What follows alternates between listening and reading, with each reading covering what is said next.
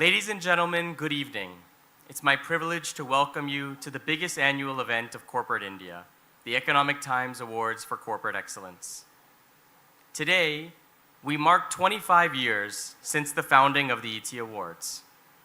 Way back in 1998, when we launched this endeavor to celebrate the best of Indian business, India was what they referred to as an economy with promise. The Sensex hovered around 4,000 points. I'm sure that many of you in the room today were present with us 25 years ago as well.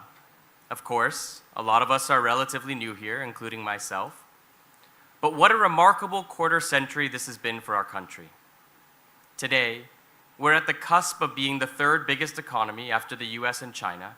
And as for the Sensex, from 4,000 25 years ago, it's grown more than 18 times, about to touch 75,000. India is an eternal nation, and in that sense, 25 years of history is just a blip. But as Lenin wrote, there are decades when nothing happens, and there are weeks when decades happen. The last quarter century has been transformational for India. And today, we're here to celebrate the spirit of entrepreneurship that has made this magic happen. The magic that is making us grow at 8% when the rest of the world is firmly in the slow lane. I could give you a number of data points to illustrate what I mean, but as readers of the Economic Times, I know that you're well served with relevant information every day, and so I'll spare you the repetition.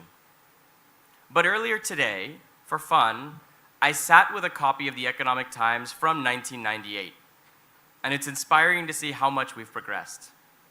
In the newspaper the day after the Economic Times Awards in 1998, there was a story that was headlined, "Households Not Keen on Taking Stock," which cited a survey of 3,000 households, where at all different income brackets, more households wanted to sell their stock than buy stock in the equity markets.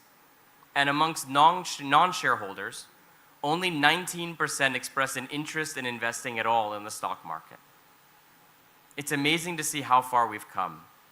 Today, public markets are seeing record participation amongst retail investors across all income levels. And retail investors are becoming savvier and more discerning about their options. And even in our private markets, equity as a form of compensation is trusted, valued, and in many cases expected for the most competitive job opportunities. Equity participation is just one lens, but it's really amazing to see how much we've changed in such a short period of time. I'm quite sure that if we went back 25 years and had the AI simulation engines that we have today, none of them would have been able to predict what India has become. The confident, bold, ambitious, and unafraid nation that's becoming a leading global force. Speaking of simulations, we are the civilization that gave the world the concept of Maya, so it should come as no surprise that we are taking to AI with such gusto. Today, our global Indians are leading Wall Street and Silicon Valley, and it's a testament to the genius of our forefathers who put education above every other consideration. At home, our billionaires are getting younger and younger as the startup culture takes hold. And most of all, the best and brightest of India no longer feel compelled to go beyond our borders for professional growth, seeing the potential to make a real dent and impact here at home. We're also much more multifaceted today as India Inc. In the last century, India was known for its strengths in certain core areas.